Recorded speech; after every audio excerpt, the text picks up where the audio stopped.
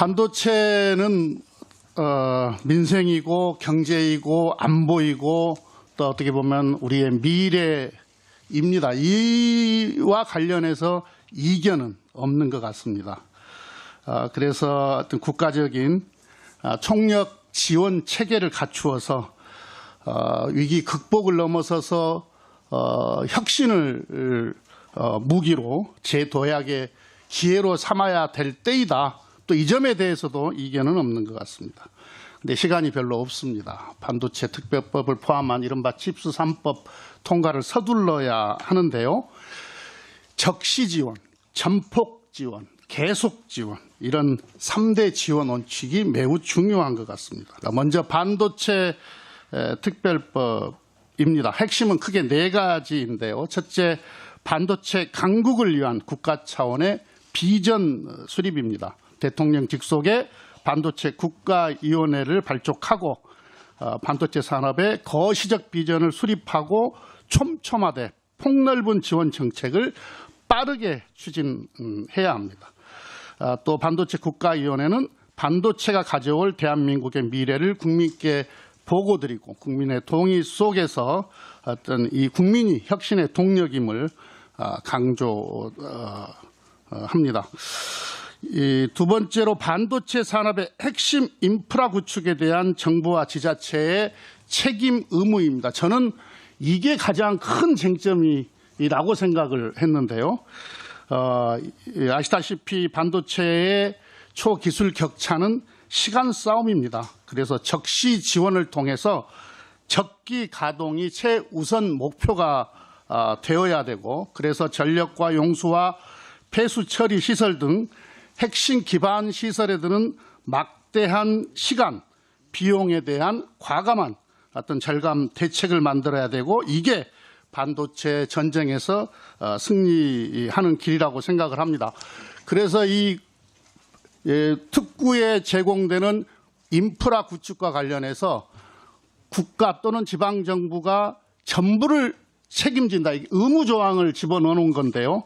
지금 산자위에서 논의되는 내용을 들어보니 전부 또는 일부 이렇게 좀 논의가 되고 있는 것 같더라고요. 그러면은 예를 들어서 특구에 이 구축해야 되는 인프라가 5조가 드는데 500억 정도를 지원하면 한 1% 정도가 되는데요. 정부는 법에 따라서 지원했다라고 이야기하면 할 말이 없게 되는 거거든요.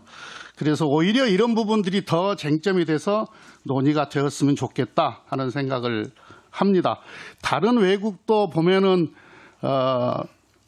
우리 경쟁국들을 보면 핵심 인프라를 정부나 지방정부가 부담을 하거나 또는 선구축을 하고 있는 게 현재 현실입니다. 또 하나 이제 중요한 게 동반 성장을 통한 생태계 강화인데요. 이번에 발의된 반도체 특별법은 반도체 산업에 대한 이 정의를 확장하는 것에서 시작을 합니다. 설계부터 완성, 유통, 판매까지, 그리고 글로벌 기업과 소부장, 중소, 중견기업, 그리고 팹리스 기업까지 어느 하나도 빠짐없이 반도체 산업의 정의에 포함함으로써 종합 반도체 강국 대한민국으로 거듭나기 위한 동반성장 기틀을 마련했습니다. 여기에 더해서 반도체 특구 인접 지역의 지자체와 주민을 위한 이익 공유 조항을 통해서 지역 간 상생의 길도 마련했습니다. 네 번째로 아리백 반도체의 실현입니다. 우선 국가 전력망 특별법을 통해서 당장에 필요한 전력을 시급하게 공급하되 아리백 반도체 훈련을 통해서 신재생 에너지 구축 또한 전방위적으로 지원하자, 이런 내용을 담고 있습니다.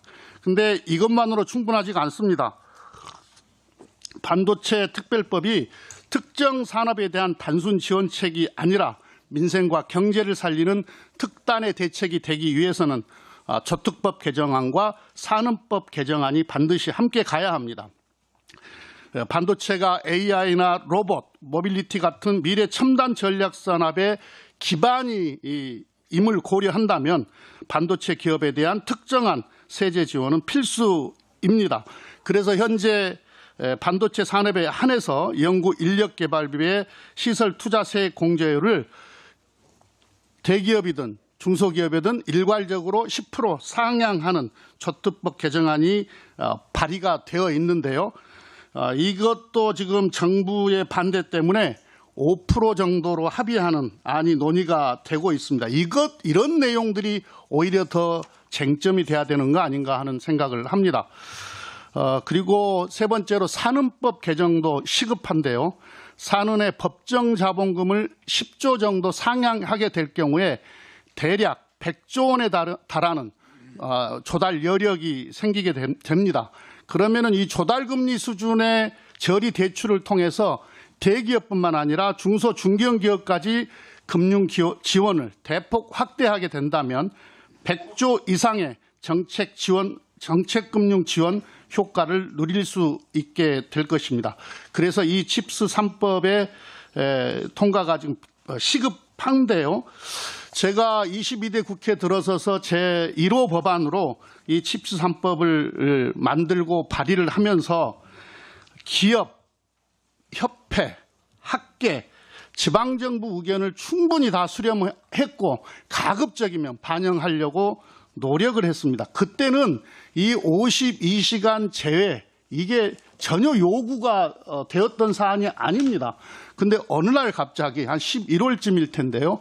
이게 언론에 한두 번 보도되더니 이게 지금 쟁점으로 등장을 해가지고 오히려 아까 인프라 구축 문제랄지 또는 저특법에서 세제 지원 문제랄지 산업법 개정안이랄지 이런 게 지금 뒤로 밀리고 있는 것이 이 현실이 매우 안타깝습니다. 오늘 이 토론을 통해서 어떤 의견들을 모아내고 그래서 시급하게 이 칩스 3법이 통과되기를 바랍니다. 작년 기준으로 반도체 산업이 수출액이 1,419억 달러고요.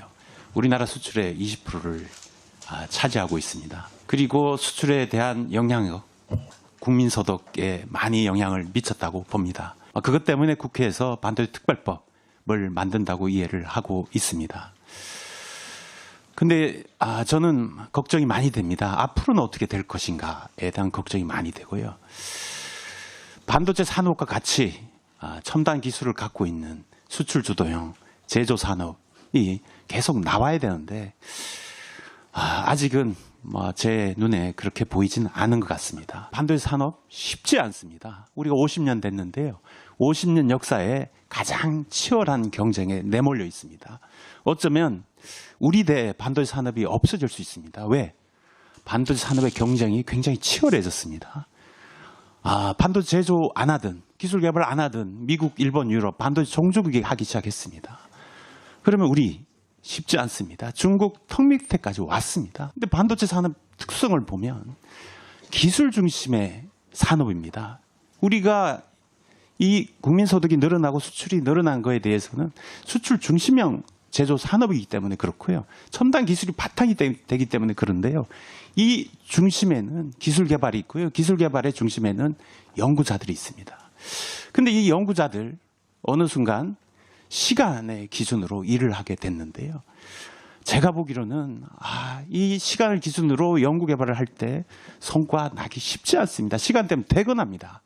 그리고 아침에 와서 난 어제 8시간 일했습니다. 최선을 다했습니다. 얘기합니다.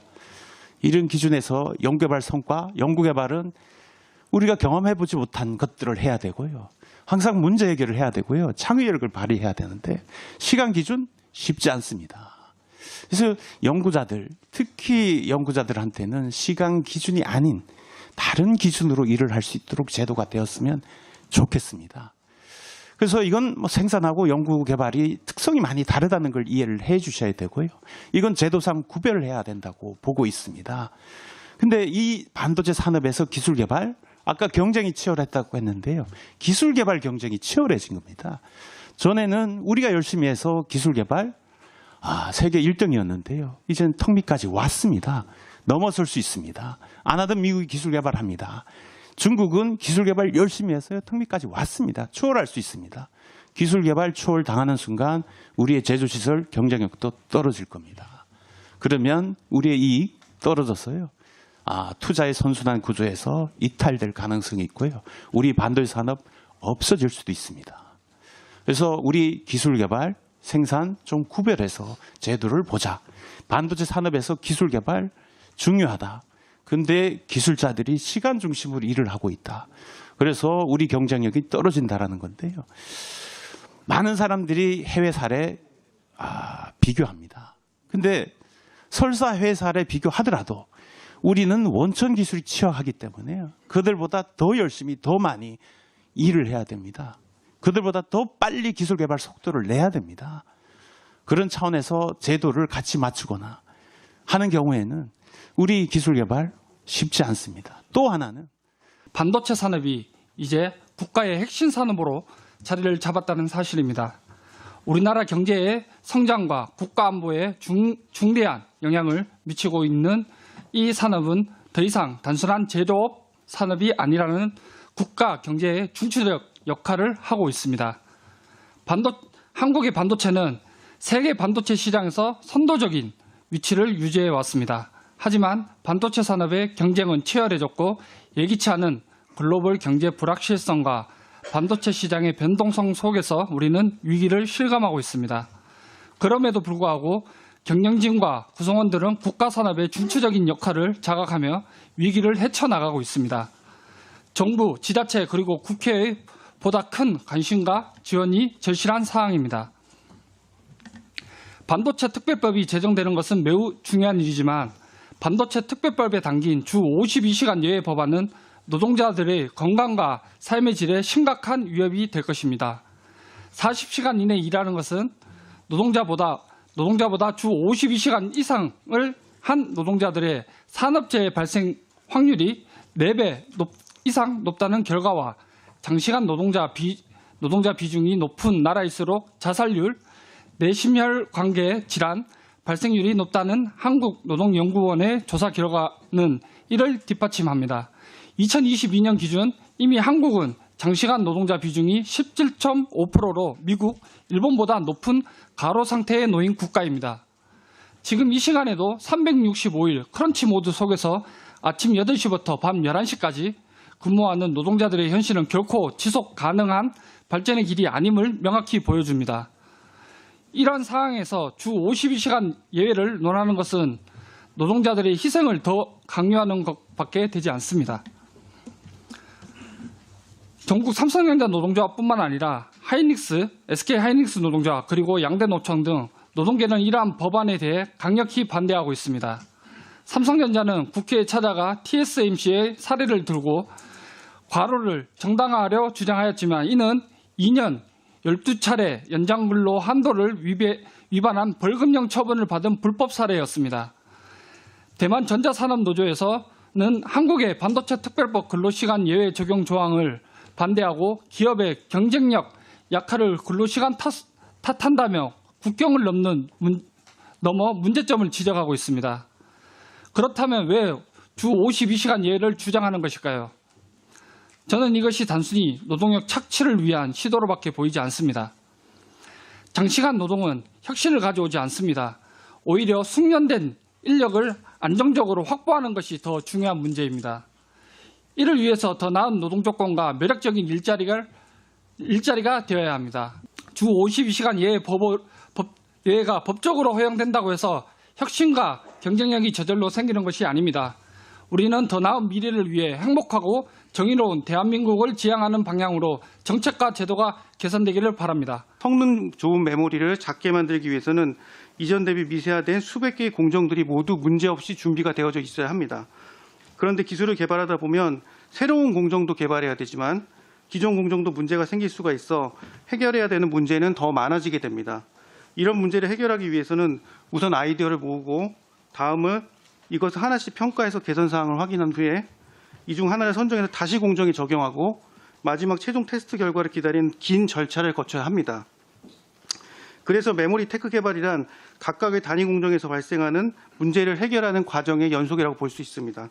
그러나 기술 개발이 점점 더 어려워지면서 이러한 문제가 동시다발적으로 여러 공정에서 복합적으로 일어나고 한 번에 해결이 안 될 때는 이런 절차를 여러 번 반복해서 해야 되는 경우가 있기 때문에 적게는 6개월에서 길게는 1년의 기간이 걸리게 됩니다. 시간이란 자원은 제품 경쟁력에서도 상당히 중요한 요소입니다. 제품 개발이란 고객이 요구하는 제품을 빠르게 개발하여 납기에 맞춰 공급하는 것인데 이는 기본이고 예상치 못한 납기 변경과 공급한 제품에 문제가 생겼을 때 얼마나 빠른 시간 내에 해결책을 제시하고 대응하냐, 이것이 R&D 경쟁력의 핵심입니다. 예를 들어 스마트폰의 출시 시기는 정해져 있습니다. 그래서 기간 내에 고객이 요구한 메모리 제품을 개발해서 공급해야 하고 평가 시 문제가 발견되면 빠르게 대처할 수 있어야 합니다. 만약 그 시기를 놓치면 비즈니스 기회를 상실하게 되고 다음 모델 출시까지 기다려야 하는데 한 번 뒤처진 기술로 비즈니스 기회를 다시 얻는 것은 매우 어려운 일이 될 수도 있습니다. 현재 AI 시대 핵심 부품으로 주목받고 있는 HBM은 대표적인 고객 맞춤형 제품으로 그동안 해왔던 표준화된 제품 시대에서 이제는 모든 메모리 생산 업체들이 커스텀 메모리 시대를 준비하고 있는 것이 산업계의 가장 큰 흐름입니다. 고객의 다양한 요구가 동시에 발생했을 때 혼란 없이 빠르게 대처하기 위해서는 뛰어난 연구원들의 귀중한 시간을 보다 효과적으로 활용할 수 있는 환경이 준비되어 있어야 합니다. 파도처럼 밀려오는 AI 시대에 급변하는 사업 환경에 대응하며 추격자와의 기술 격차를 벌리기 위해서는 쫓아오지 못할 정도로 지금보다 더 빠른 속도로 기술을 개발해야 합니다. 노동자의 건강권 보호뿐 아니라 반도체 산업의 경쟁력도 같이 강화할 수 있는 방안을 함께 고민해 주시면 이를 토대로 변화하는 환경에 적응하며 대한민국 메모리 산업이 AI 시대에 한층 더 도약할 수 있도록 최선의 노력을 다하겠습니다. 민주당 및 정치권에서도 관심을 가지고 신경 써주시는 것은 좋지만 노동 시간을 늘려야만 경쟁력이 확보된다는 생각은 시대착오적인 생각이라고 봅니다.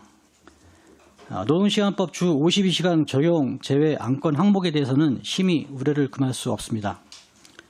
이런 법안이 국회에서 논의되고 추진되고 있다는 사실을 우리 노동자들은 언론 보도를 통해서 알았습니다. 근로시간 유연화 항목에서 어떤 내용으로 변경할지 그 본질적 기본적 사항조차 규정하지 않은 것 같습니다. 이 법안에서 연구개발 업무 종사자의 근로시간 적용 특례 또한 어떻게 서면 합의를 할 것인지 별도의 기준도 구체화된 것이 없는 것 같습니다. 만약 이 법안의 적용 기준과 기본적인 윤곽에 대해서 예견할 수 없는 상태에서 대통령령으로 재개정된다면 심각한 문제가 야기될 것으로 봅니다. 국가가 반도체 산업을 지원한다고 하면서 근로자의 권리 침해를 직접적으로 규정하는 것은 말이 안 된다고 봅니다. 이와 관련하여 저희 조합에서는 설문조사를 한번 해봤습니다. 설문 항목은 장시간 근로가 가능한 특례 체계가 반도체 경쟁력 강화에 반드시 필요한가? 라는 질문에 93%가 불필요하다고 생각합니다라고 답을 했습니다. 또한 특례 적용 시 건강권 보호 측면에서도 어떻게 생각하는지 설문을 해봤습니다. 94% 이상이 건강이 악화될 것이라는 결과가 나왔습니다. 진정으로 반도체 산업의 경쟁력 약화의 원인이 근로시간이 부족해서인지 그렇다면 그에 따른 근거 자료가 있는지 따져 묻지 않을 수 없습니다. 최소한 연구개발 노동자들과 관련된 당사자들의 이야기는 들어봐야 하는 거 아닙니까? 실제 법이 정한 노동시간을 적용받는 당사자는 바로 노동자들입니다. 왜 경제 위기 얘기만 나오면 근로자들의 노동시간을 따지고 묻는지 도대체 이해할 수 없습니다. SK 하이닉스는 현재 근로기준법 준해서 주 최대 52시간을 기준으로 유연근무를 하고 있습니다. 지금 하고 있는 근무 체계가 생산성을 떨어뜨리는 어떤 원인이라고 생각하지는 않습니다.